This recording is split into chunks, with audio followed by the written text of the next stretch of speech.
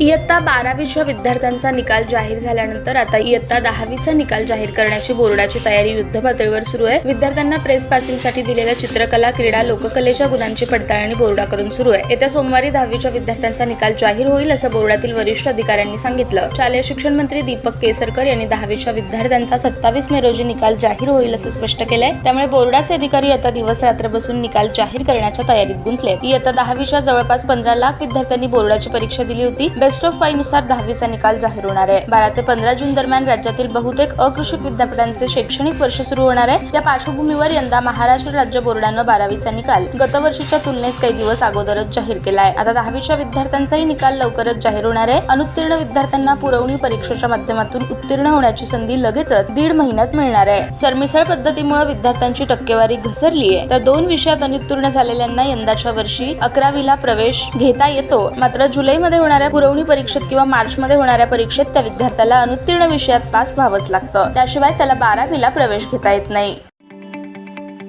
ताज्या बातम्या पाहण्यासाठी प्राईम महाराष्ट्र न्यूज चॅनलला सबस्क्राईब करा।